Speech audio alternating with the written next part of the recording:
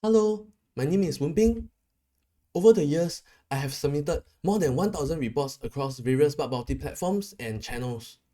Recently, I reviewed them and came up with 9 report writing tips, which I believe would greatly benefit all researchers, especially bugbounty beginners and aspiring bug hunters.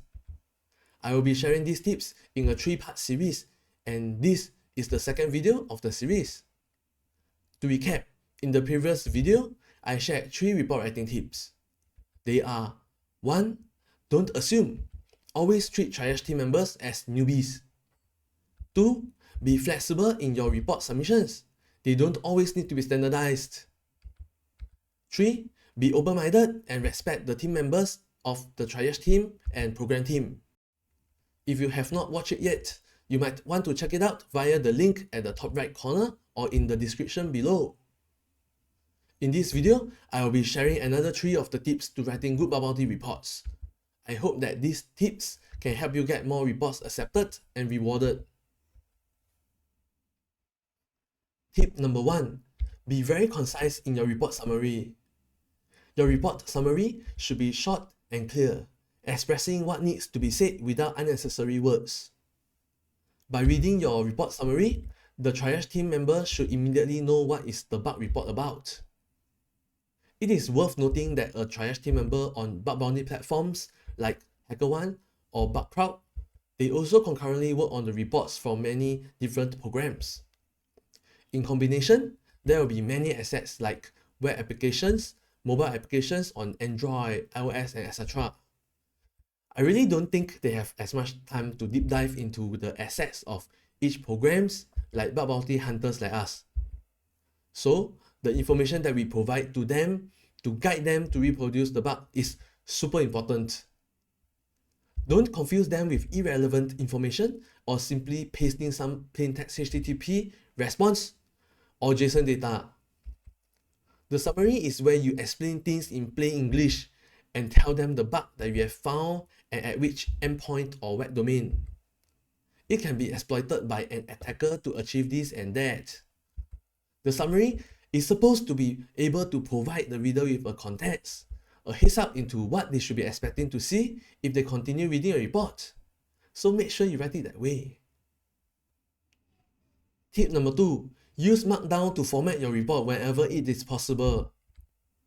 Markdown is very easy to use, very convenient, and you can immediately preview your reports with markdown format in most of the bugbounty platforms out there.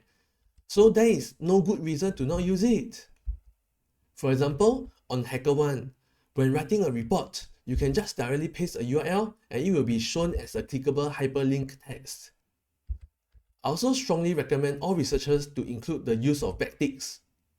I often read the publicly disclosed reports on HackerOne's activity, and I am surprised that there are still people who are not using markdown in their reports, not even a backtick. Personally, I felt that important information should always be formatted with a backtick to ensure that they look unique and identifiable as an important information. For example, when you are writing a domain name, a username, or any parameters on the application, such as email address, mailing address, and etc. This allows better readability for the reader, be it the triage team members or the program team members. It is so much better than showing them a wall of unformatted plain text. Tip number 3. Always include a working proof of concept with detailed reproduction steps in your report. Of course, most people will usually provide the affected endpoint in their report. However, that may not be sufficient most of the time. The reason why a POC, proof of concept, is not called the affected endpoint is because you have to provide an evidence of the existence of the bug. You need to provide a list of steps that the triage team member or the program team member can follow along to reproduce the bug that you have reported. If your POC is not working, there is nothing they can do. Essentially, you have not proven anything, let alone any concepts. What I would recommend is to list down all the steps required to reproduce the bug. All the steps. For example, for a web-based POC, you can do something like step number 1, go to https example.com. Step number 2, log in to a user with finance role. Step number 3, click on the building function on the top navigation bar as shown below. And then you attach a screenshot with an arrow pointing to the building function, and so on and so forth. This will allow the triage team member or the program team member to easily follow along and reproduce the bug. Like I mentioned in my previous video, do not assume that they know the differences between different user roles or know how to navigate to the affected function. To summarize the 3 tips that I have shared with you today: 1. Be very concise in your report summary. By reading your report summary, the triage team member should immediately know what is the bug report about. 2. Use markdown to format your report wherever it is possible. 3. Always include a working proof of concept with detailed reproduction steps. With this, I have come to the end of my second video of the 3-part series for 9 tips to writing good bug bounty reports. I hope the information I have shared are useful to you, especially bug bounty beginners and aspiring bug hunters. If you like this video, please like and subscribe. For more bug bounty report writing tips, please stay tuned to my next video.